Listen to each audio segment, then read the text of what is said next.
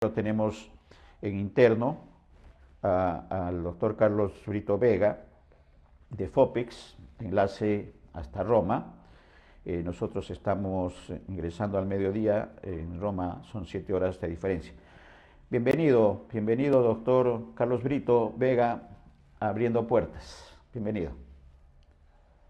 Gracias por la invitación, Néstor, a ti, a todos, no solo tus seguidores, sino fundamentalmente todos los que hacen posible, conjunto contigo, a esto que nosotros llamamos una prensa independiente, autónoma y, como se dice, sin mordazas. Muchas gracias por esta oportunidad a BS Televisión y Abriendo Puertas.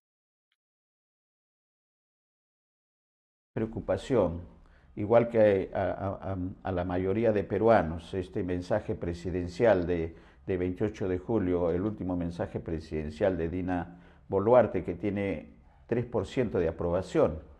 Un extenso discurso, un extenso mensaje que quisiéramos saber cuál es el análisis crítico que se tiene a la distancia con respecto a este mensaje presidencial, Carlos. Bien, bueno, antes de todo, digamos, este mensaje tiene varias claves o llaves de lectura.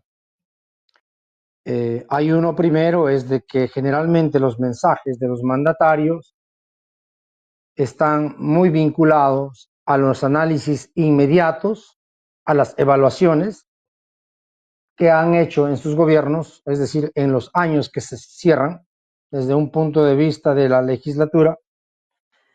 Y bueno, esto vemos de que no ha aprendido la señora Boluarte, ni tampoco aquí un poco como que me cojo con sus consulentes o sus redactores, diría yo, que en lugar de haber mejorado, han empeorado. Es decir, en el año 23 duró más de 3 horas, en el año 24 aproximadamente 5. Este año han tenido que interrumpirle, creo que más de 15, 20 páginas que no ha tenido que leerlas y que ya habían pasado más de las 4 horas. Y si es que vamos a hacer un análisis de todo lo que ha manifestado, pues hay una serie no solo de inexactitudes, sino que pienso que ella hubiera partido, es decir, en su mensaje, que le ha dado incluso a este discurso titulado de Estabilidad, Progreso y Futuro para el Perú. Voy a ser aquí un poco abrupto y yo su discurso lo he titulado La desestabilidad, el continuismo, retraso y salto al vacío. ¿Por qué decimos esto? Quienes de alguna forma vivimos, no solo hemos vivido en el país, dentro, vemos sus dinámicas sociales, políticas, de gobierno, sino que también pienso que ella debería haber entrado reconociendo esos errores. Y cuando digo reconociendo esos errores, es porque, uno, se parte que ella no fue elegida para ser la presidenta. Segundo, es de que en el país actualmente hay una crisis social, política, institucional, incluso de los derechos y fundamentalmente de lo que significa la democracia.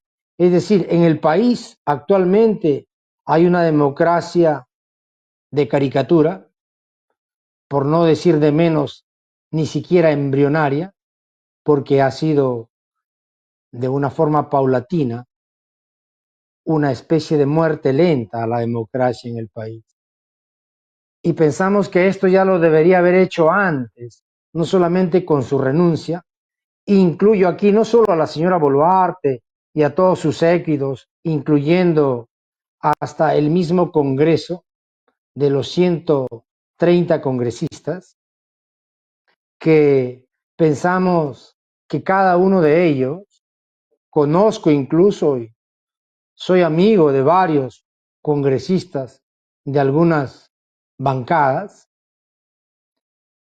y con quienes creo de que no han tenido no solamente el coraje, porque en política hay que tener coraje y hay que tener también la toma de decisión y la toma de posición, incluyendo hasta en aspectos que tienen que ver con valores éticos, políticos muy fundamentales, no solamente de la persona, sino por el respeto a sus habitantes, porque han hecho ellos, han articulado todo una especie de un andamiaje para mantener a esta muerte lenta de la democracia y no haber tenido el coraje de convocar a no solamente a elecciones, sino a dar a junta de gobierno, que tenemos personalidades dentro del país y fuera del país con mucha ética, con mucha honra en términos dichos de valores humanos,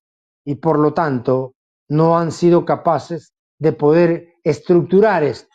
Ahí ha habido toda una componenda, entre comillas, de los partidos que representan, llamados algunos de derecha y otros de izquierda, que yo simplemente a todos les meto en un mismo saco, porque pensamos que en política lo que define la actuación de la responsabilidad política de un partido o de un líder son los actos, y los actos que han hecho han sido totalmente a espaldas del pueblo. Por ejemplo, la señora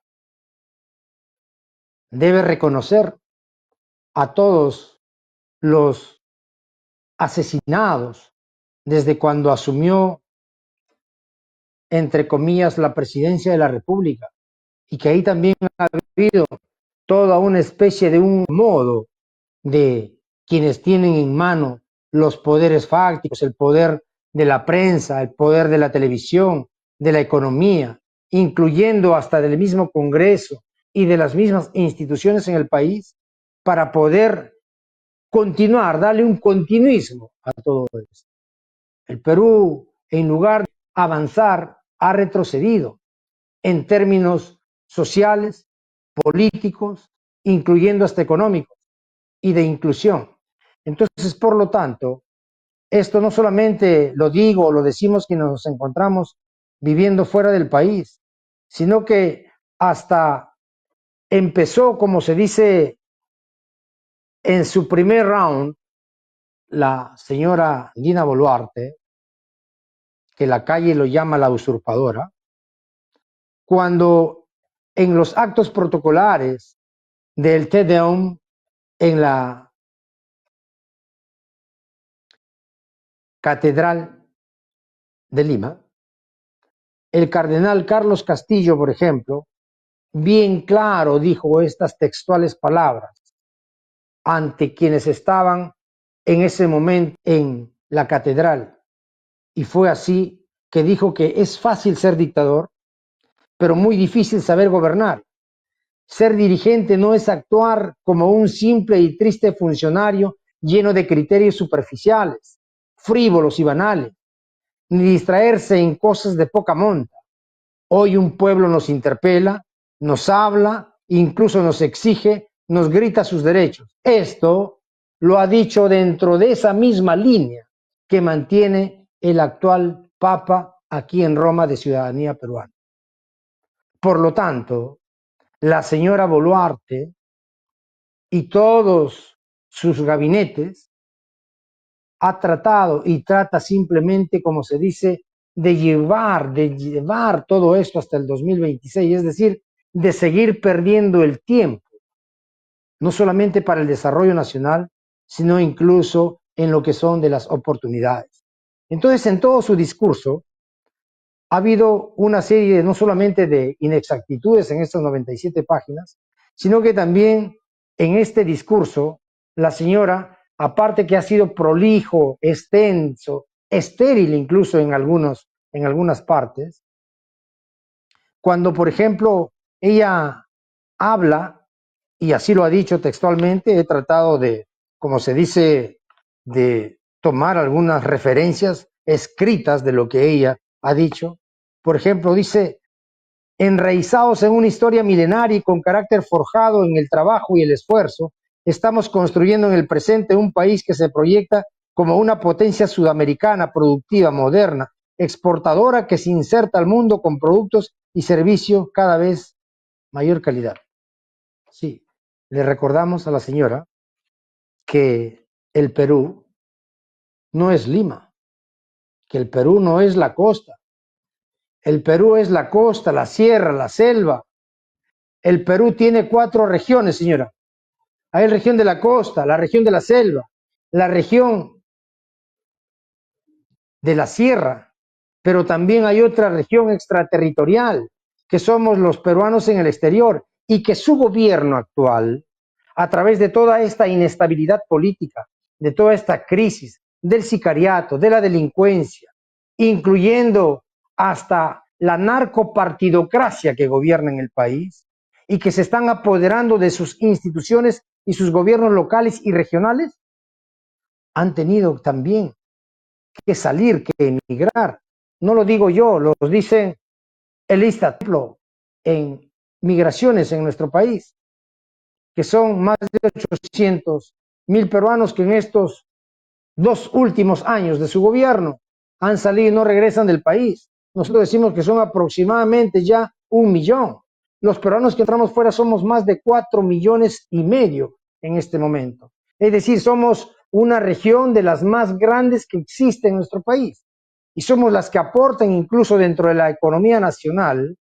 Son más de 4 millones de dólares anuales a través de nuestra remesa, sin considerar los otros 600 millones de dólares que nosotros producimos a través de los servicios que en los 117 consulados en el mundo los peruanos nos acercamos, y que también aquí en este discurso que ella ha hecho ni siquiera denominar a los peruanos en el exterior, y donde vemos que en el país, en nuestro Perú, hay aproximadamente casi un 30-35% de que quienes nos encontramos fuera tenemos propias familias, y donde también hay la necesidad de buscar que crear una sinergia para el desarrollo del país, y esto no lo está entendiendo. Entonces, esto es la clase política que actualmente la tenemos en nuestra patria. Y en su discurso también, perdóname que voy a ser un poco, como se dice, no brutal, pero honesto, porque creo que esto tenemos que mantenerlo dentro de una perspectiva, digamos, de honestidad, incluso intelectual. Es que ella manifiesta diciendo que con la confianza se ha reactivado la economía, derrotando las voces negacionistas, cuya inspiración es el escepticismo, el resentimiento, la frustración, el nihilismo. A nuestro gobierno también le ha tocado encarar uno de los peores flagelos de la sociedad, la delincuencia y la criminalidad transnacional, organizada, que se venía gestando con la apertura indiscriminada de la frontera dispuesta por gobiernos pasados. Entonces, esto significa que la señora, ¿qué cosa ha hecho sobre todo esto? Incluso tenemos a nuestras instituciones del Estado que hay evidencias que demuestran que se encuentran ellos promocionando el sicariato, promocionando la delincuencia, defendiendo incluso a ellos.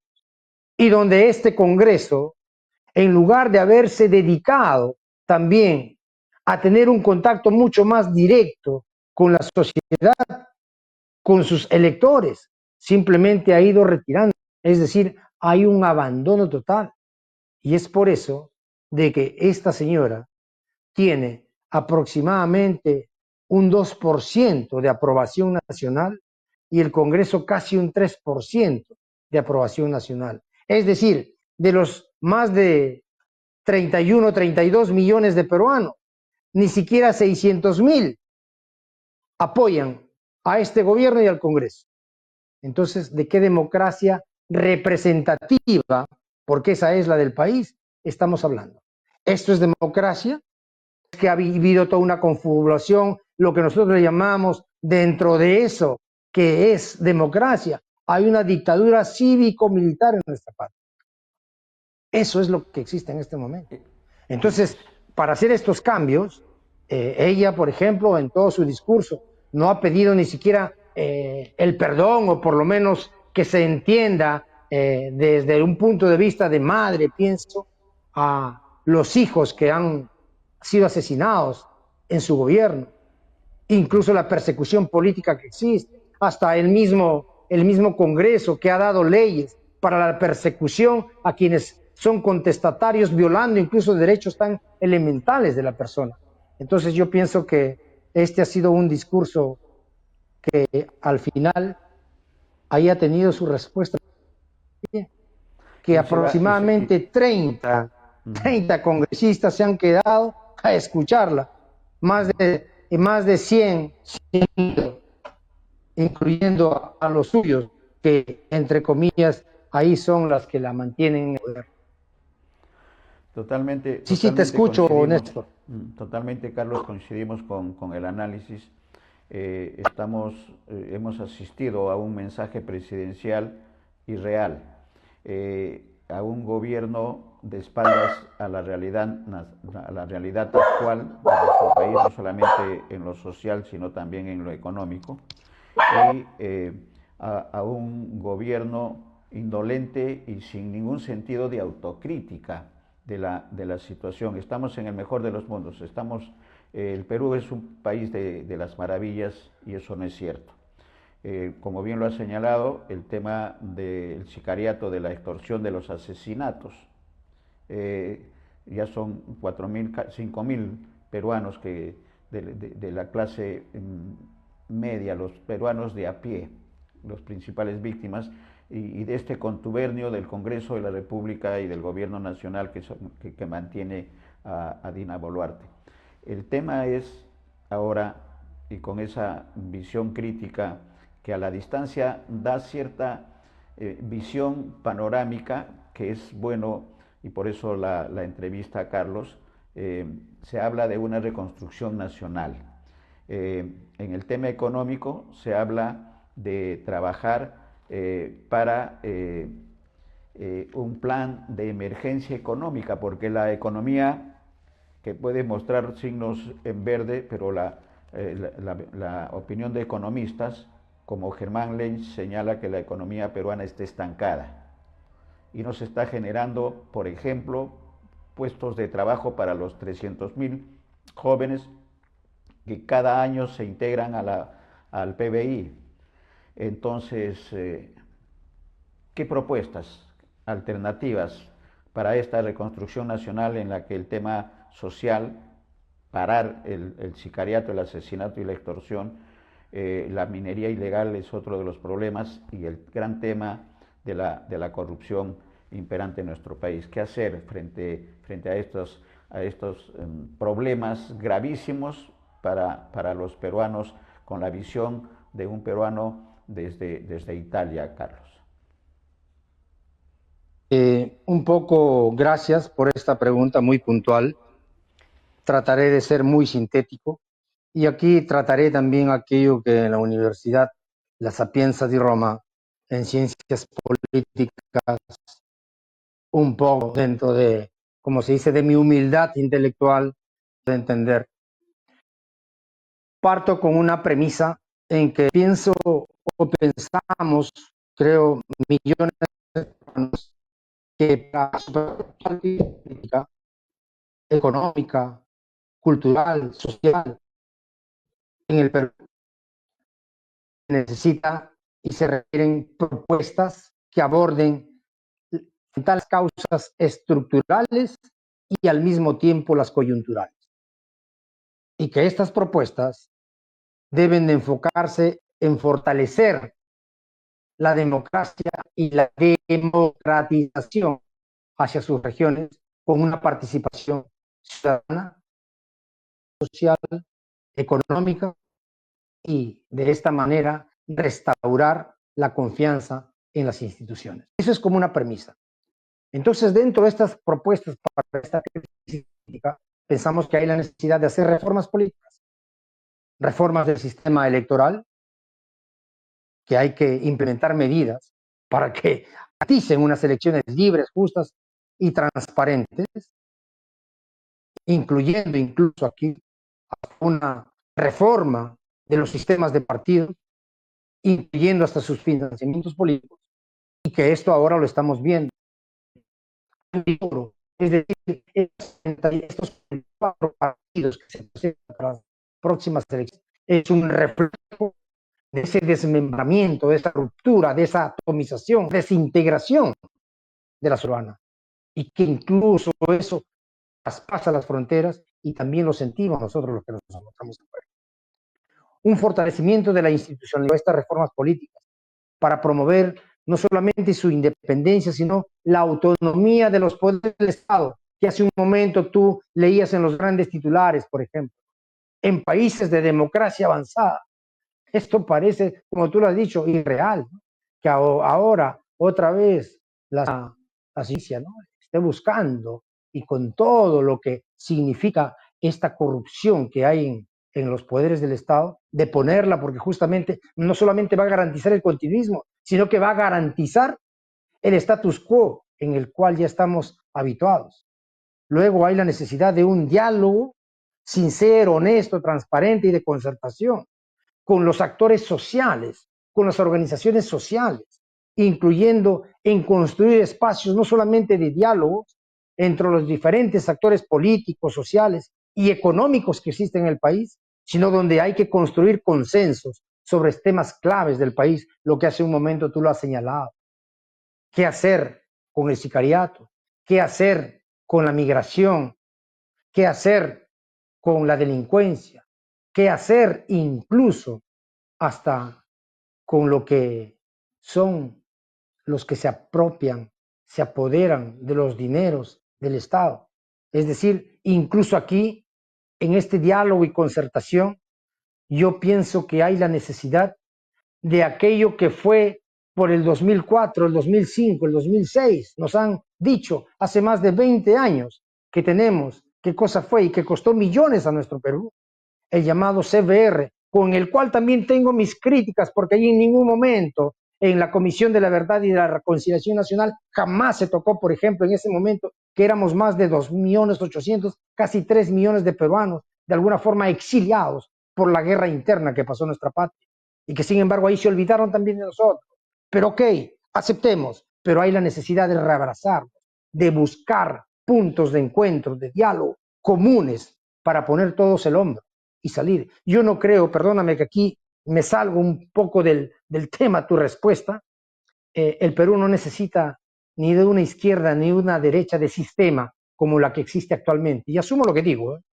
Es decir, si tú me haces una pregunta y me dices, Carlos, hermano, ¿tú por quién votarías mañana?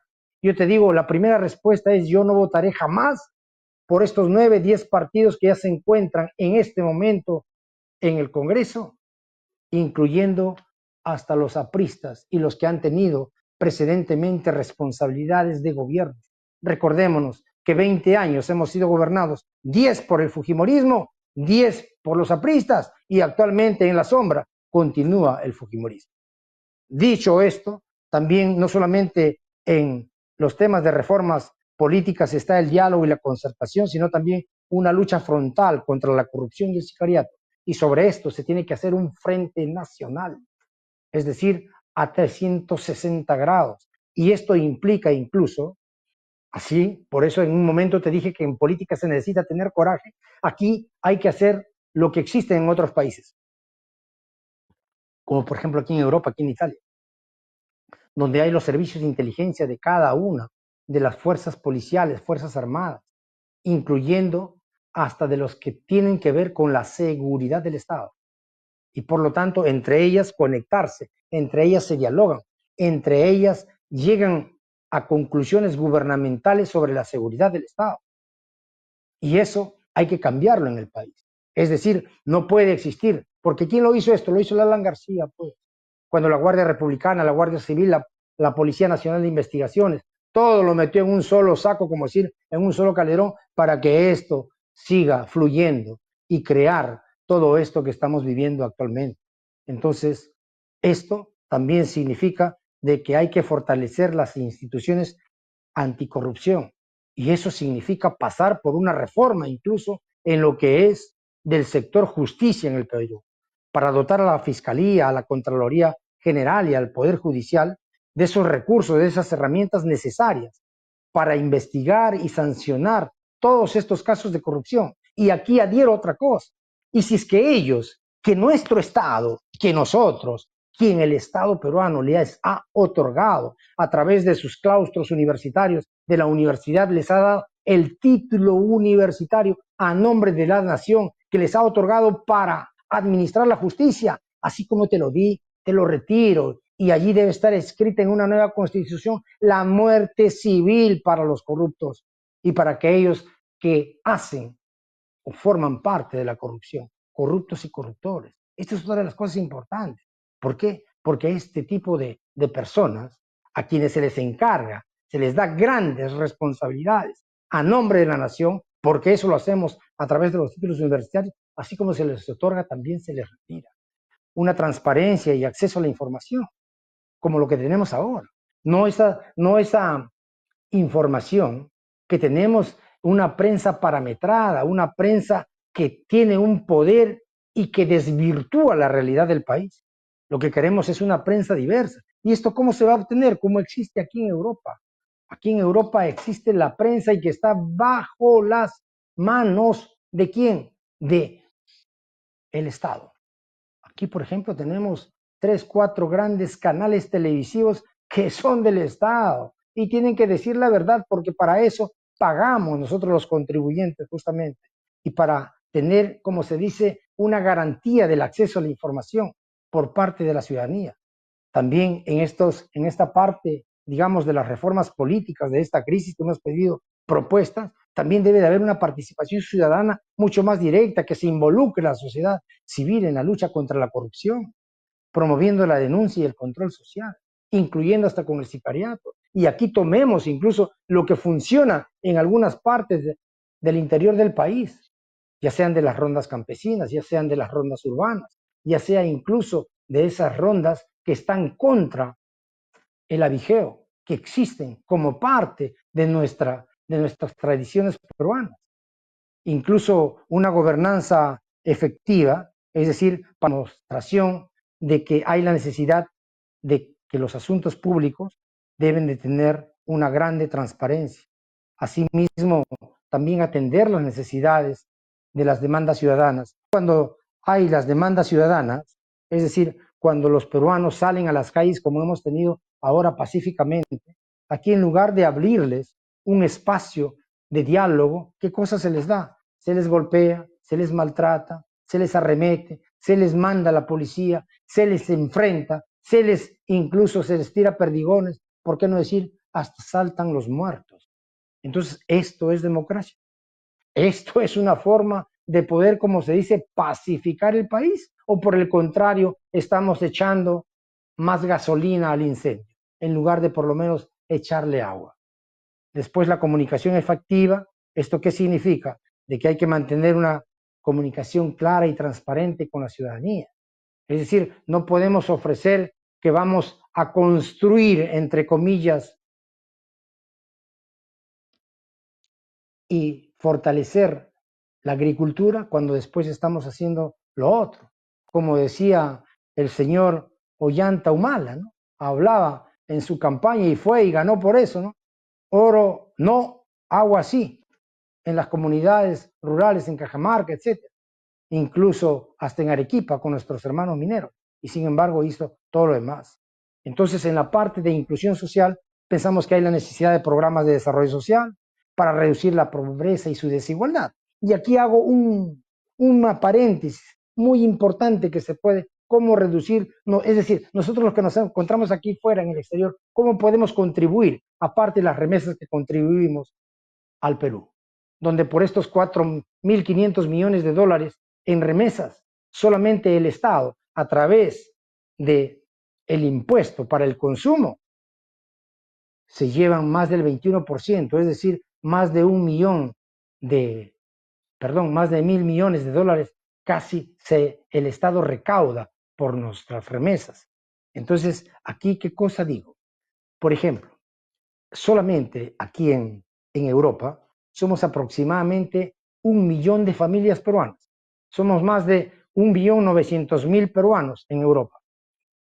¿Te imaginas tú, Néstor, como otras veces hablábamos, de construir esos puentes comerciales directos de nuestros propios agricultores en el Perú, coordinarlos con el gobierno regional y que estos se articulen con los llamados agregados comerciales del país en los que nosotros residimos y sobre todo con estos agricultores directos que ni 50 céntimos o 40 céntimos les llega, por ejemplo, del kilo de yuquitos, mientras que lo tenemos en Roma a 13 y 14 euros.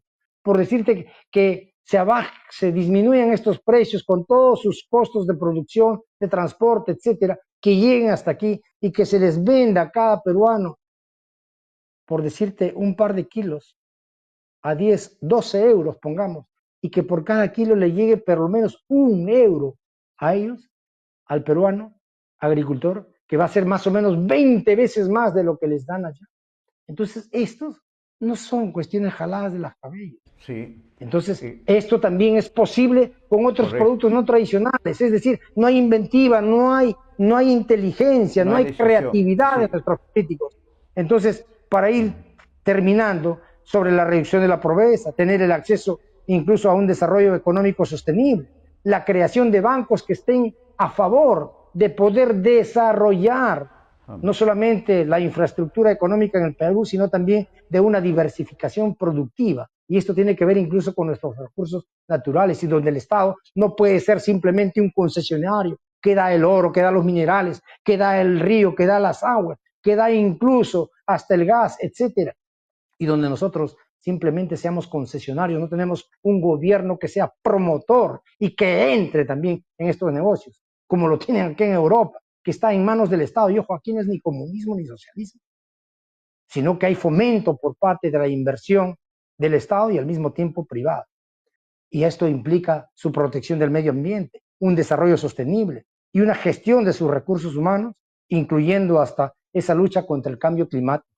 Entonces, yo pienso que estas son fundamentalmente cuestiones que sí la podemos realizar con coordinaciones interinstitucionales, con apoyo internacional y sobre todo con quienes nos encontramos fuera y estamos en contacto y trabajamos muchos incluso con otras organizaciones, no solamente sociales, sino que hacen aquí infraestructura, que construyen infraestructura, no solamente vial, de trenes, etcétera, porque este es otro tema, sino que también lo que es importante en este momento es que el país, y aquí cierro con esta pregunta que me hiciste, es de que mañana, por ejemplo, se cumple el plazo para las llamadas coaliciones electorales. Nosotros estamos trabajando como FOPEX, pero con ningún partido político por el momento. Hemos trabajado todo un proyecto, pero vamos a ver con otras organizaciones con las que estamos en contacto en el país, quiénes son los partidos que quieran asumir estas propuestas viables, políticas para el desarrollo integral de nuestro país, incluyendo hasta con el Banco del Migrante, incluyendo hasta con la reforma de la Cancillería, porque queremos los Cambio llamados embajadores radical.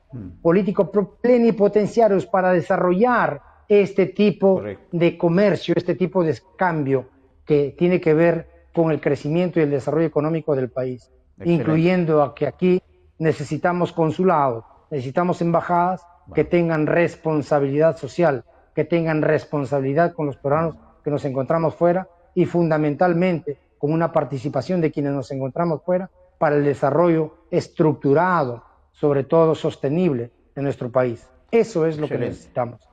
Excelente, Carlos. Excelente la descripción de las acciones que este gobierno no los va a hacer. Dina Boluarte y su gabinete están en otro mundo, están en otra escena de trabajo y no necesariamente es buscar la satisfacción y la atención a los ciudadanos. Se habla y en la parte final Carlos hacía referencia al tema de que mañana se cumple el plazo para la conformación de las alianzas, de los frentes, el nombre que se quiera, de las 44 organizaciones políticas que van a participar en las elecciones, que es dentro, no es el 2026, es dentro de 8 meses exactamente, de manera que los tiempos son casi, son mínimos en cuanto a la promoción y a la propuesta. Sin embargo, especialistas y analistas estamos, Carlos, estamos viendo tu dedo, Carlos, en primera línea, gracias. Se habla, Carlos, de un pacto de la Moncloa para nuestro país, como una alternativa de solución.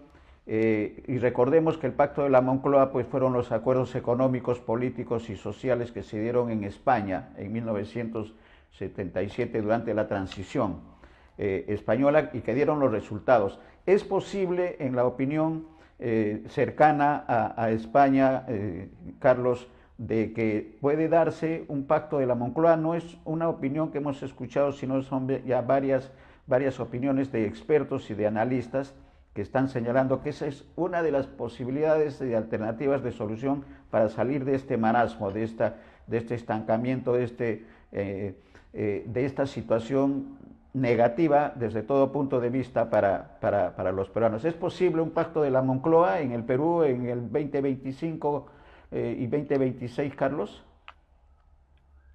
Bien, primero en el pacto de la Moncloa lo que se desarrolló fue una serie de tratativas, de encuentros con estas organizaciones, pero que definitivamente cada uno, como se dice, se sacó su camiseta política y puso de por medio, puso la bandera del país.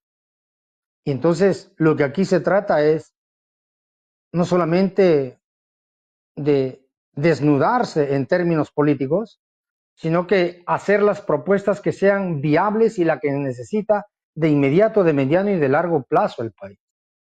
Entonces, esto, por ejemplo, nosotros ya lo venimos trabajando desde hace varios años, como FOPES, como Fórum de los Peruanos en el Exterior.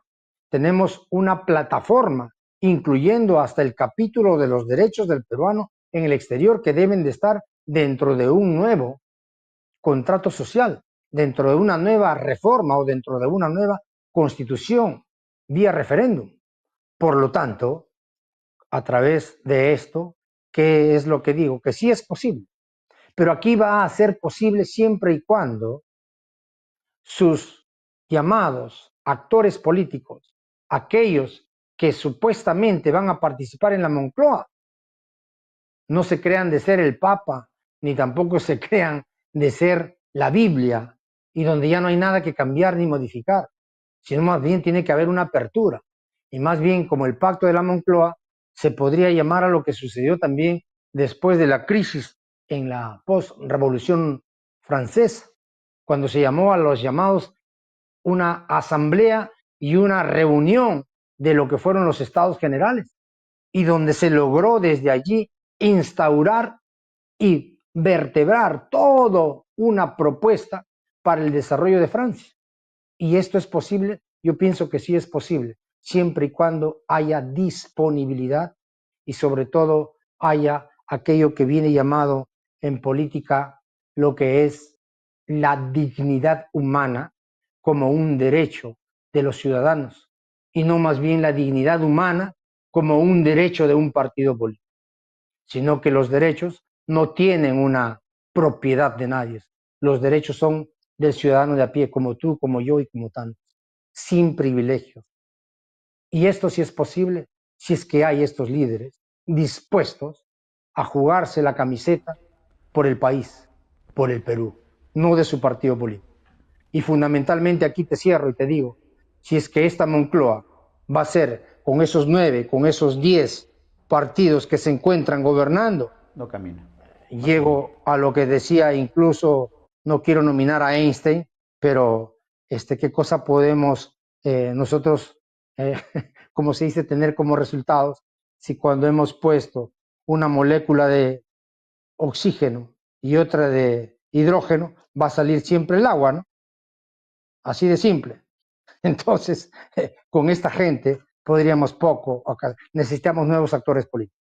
Y hay, Correcto. tanto dentro como fuera del país, Totalmente. incluyendo hasta la nueva prensa, esa prensa transparente, que esa prensa que debe ser incluso la que dé garantías, porque es la que fiscaliza los actos públicos de una nación, como Sí. existe aquí en Europa, y no son perseguidos, y no los despiden porque dijeron una cuestión contestataria o de repente porque señalaron algunos niveles o inicios de corrupción. No, al contrario, esa gente merece tener mérito fundamentalmente, porque está defendiendo sobre todo aquello que viene llamado la integridad de su economía de un país. Y eso tú mejor que yo lo conoces, mi estimado Néstor. Usted es un grande periodista de transparencia, como dice, con polendas. Y sin embargo, también has sufrido cuando te has puesto, digamos, no de la otra parte, sino que con esa Depende. gallardía, con esa decisión, con ese coraje en decir las cosas por su nombre. Lamentablemente, tanto esto no les gusta muchas veces a quienes detentan el poder de los medios de comunicación en nuestra patria. Es un, es un cambio, lo que se requiere en nuestro país, coincidimos totalmente, Carlos, cambios radicales. Y esto, nos quedamos con esta expresión tuya de que un pacto a la Moncloa si es posible, creemos también igual, y esto significa quitarse la camiseta partidaria y ponerse la camiseta del Perú y pensar en los peruanos. Creo que esa es la conclusión más importante de todas las recomendaciones que nos has hecho conocer a nosotros y a los televidentes que nos acompañan, de que sí es posible tener un Perú mejor, sin corrupción, sin criminalidad y sin Congreso que defienda precisamente a los delincuentes, que es lo que se está dando con estas 14 leyes que se han dado últimamente, y un gobierno incompetente, incapaz de solucionar los problemas más elementales de la población. Gracias, Carlos. Ha sido extensa y necesaria, creo, porque hemos tenido un silencio de Carlos Brito en BIS Televisión de algunos 2 meses, si no me equivoco, pero que era necesario conversar porque es la visión inteligente de lo que se tiene que hacer y lo que se puede hacer. Esta inyección de optimismo la compartimos también con todos nuestros televidentes y vamos a estar atentos a este pacto de la Moncloa o darle algún nombre porque se está gestando en varias organizaciones políticas honestas y nuevas, porque de lo que se necesita es de un cambio generacional en la política, porque la política no es mala, lo has dicho, Carlos, la política no es mala, las personas que están en la política, los delincuentes que están en la política son las que han llevado a que se considere la política como no buena para el desarrollo de un país. Gracias, Carlos. Un abrazo hasta Roma y estaremos en comunicación en los próximos días para ver qué novedades tenemos con respecto. Mañana se cierra lo de las alianzas y frentes y el lunes estamos ya conociendo exactamente de qué escenario político vamos a tratar, porque además el Jurado Nacional de Elecciones va a emitir las sanciones a los partidos políticos que se han inscrito con firmas falsas. Ese es el escenario. Gracias, Carlos. Un abrazo. Hasta Roma. Bien, muchas gracias y solo se me pasó por la emoción, porque como tú sabes, yo no soy un tipo que lee, porque no sé leer posiblemente, hablo dentro de mis conocimientos y aquello que llevo dentro.